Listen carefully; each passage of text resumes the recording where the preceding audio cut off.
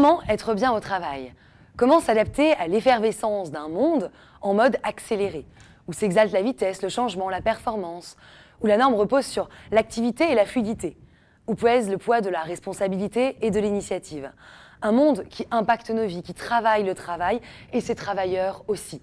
Comment ne pas craindre la panne, l'obsolescence, l'obsolète-sens? Comment être bien au travail? En promouvant peut-être en ces temps pro-mouvants des temps de bien-être, de pause, de quoi lâcher prise. Ce qui, à l'image des team building, ne peut nous contenter et divertir qu'un temps, au double sens pascalien, de ce qui nous distrait et nous détourne provisoirement. Puis la course de la vie reprend, car il ne s'agit là que de médicalement. Mais comment traiter en profondeur ce qui nous travaille au travail? On sait bien qu'il ne suffit pas d'avoir à disposition des temps favorisant le bien-être pour être bien. Aussi, si on peut espérer davantage d'espace-temps de bien-être au travail, on peut également apprendre par soi-même à être bien au travail.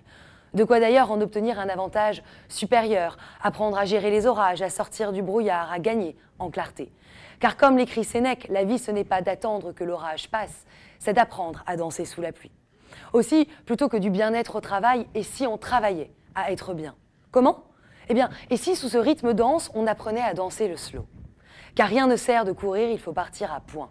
Telle est la posture de la tortue qui, dans un monde courant comme un lièvre, se hâte avec lenteur. Ou de celui qui, dans la vie, prend les choses avec philosophie. Entreprend de ralentir, marque un temps de pause, P-O-S-E, plutôt que de pause, P-A-U-S-E, pour soulever les lièvres problématiques qui courent nos vies. Agit en homme de pensée et pense en homme d'action, comme le dit Bergson. Un temps de pause, P-O-S-E, pour se poser, d'autant plus stratégique que les qualifications qui seront toujours précieuses dans l'avenir, et puisque le travail s'y matérialise, sont la capacité de réfléchir et d'appliquer cette capacité à de nouveaux domaines.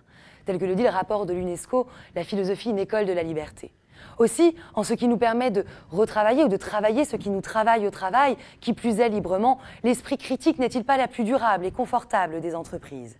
Et si donc pour se faire dans les affaires et en ces temps qui courent, on prenait un temps de pause, même un temps pris court, on lâchait prise avec entreprise, comprenons un lâcher avec responsabilité, interrogé par nos soins plutôt que dispensé par des soins. On faisait le ménage dans nos méninges pour se ménager, se manager.